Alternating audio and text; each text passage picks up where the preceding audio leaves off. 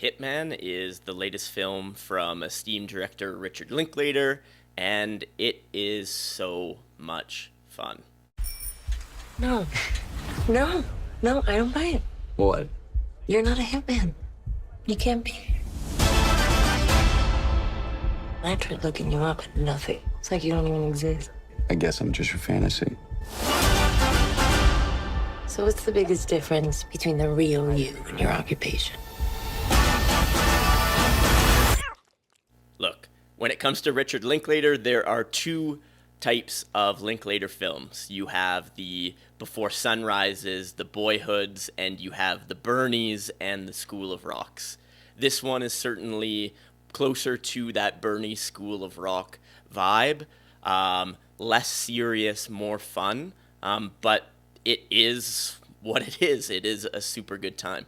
Now, this film has kind of been floating around for a while. It premiered back in September 2023 at the Venice International Film Festival. It played at TIFF later in September. It also played at Sundance. I was unable to watch it there, but I was able to chat with Richard, which was absolutely amazing. Definitely kind of a bucket list one for me. And now it is coming out on a limited theatrical release, or at least a short theatrical release, starting May 24th.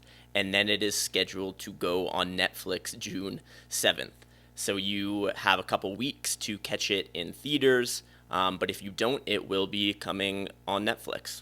Now, before I dive too deep into this review, I should have a disclaimer that I am a huge Linklater fan. I feel more strongly about his films like Before Sunrise, Sunset, Midnight, and Boyhood and Waking Life compared to School of Rock or Everybody Wants Some.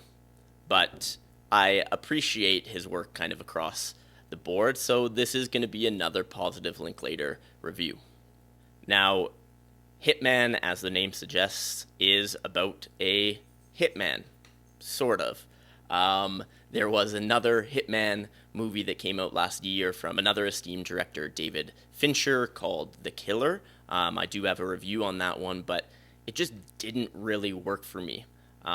This one is a lot different tonally, but I also enjoyed it a lot more than The Killer. This film is very loosely based on a true story, and Linklater and Powell, who co-wrote the script together, they kind of play on this, how they have taken certain creative license to change the story from what may have been true originally.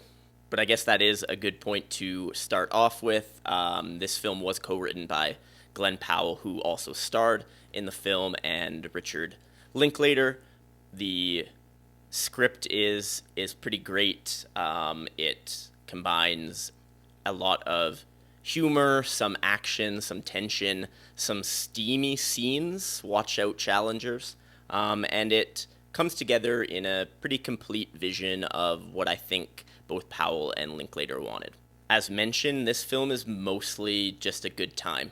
Yes, there is a little bit of that classic Linklater existential dread and moral questioning, but it's certainly not the central exploration of the film. There are questions of self, of identity, of what is right and what is wrong, of this kind of ambiguous morality, but at its core, it is funny, it is fun, it is action-packed on occasion, and it's just a good time. All of that being said, the skill that Linklater has is pretty tremendous when it comes to grounding characters, even when they get a little bit absurd. Glenn Powell in this film essentially plays someone who is working with the police as a fake undercover hitman, trying to essentially put people in jail who are trying to hire a killer.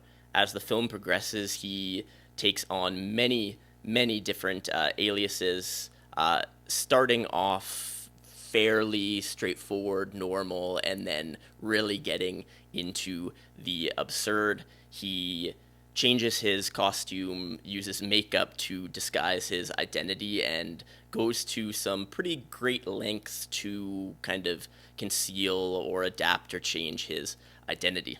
And because of this, it makes Powell's performance even more impressive. He was really, really good in this project. He was so funny. His timing was really, really spot on. But he was also a character that you were rooting for despite, as I mentioned, some moral ambiguity. Some of my favorite kind of hitman aliases, there are many, but he plays a pretty hilarious redneck, you would say, country boy. He plays a Russian killer who, I don't think this was intentional, but really reminded me of Tommy Wiseau, The Room. And another amazing one, the guy in the suit, very reminiscent of Patrick Bateman in American Psycho, but there were some really over-the-top performances here as well. His main alias, though, is Ron, who is just this ultra suave, confident killer who ultimately falls in love. There is a through line of romance here. And this is not a huge spoiler because it happens early on in the film, but he falls in love with someone who reaches out to assassinate, to kill her husband. And I won't go into the details of what happens after that, but they do fall in love, and there are some steamy scenes here. The chemistry between Glenn Powell and his co-star Adria Arjona is pretty amazing. I know there's been a lot of talk about challengers, but honestly, Hitman has some scenes that can rival it. At the end of the day, this is the funny, comedic, not so serious version of Linklater, which is great. This project is still very self-assured. It's confident. It's fun. It comes from a director and writer / star that know exactly what they're wanting to do here, and they execute it. This is a perfect example of a film that I would be very shocked to hear of people hating. It's very easy to like, it's enjoyable, and I think most folks will have a good time watching it. Will it crack my top 5 Linklater films of all time? No. But that's more of a testament to Richard Linklater's body of work than it is to this film. As mentioned earlier, it's coming out in theaters May 24th and then is set to go on to Netflix on June 7th. If you watch this video, thank you so much. Appreciate it. Do the like thing, the comment thing, the subscribe thing. Those are all helpful, I am told. And when the next video comes out, watch that one too.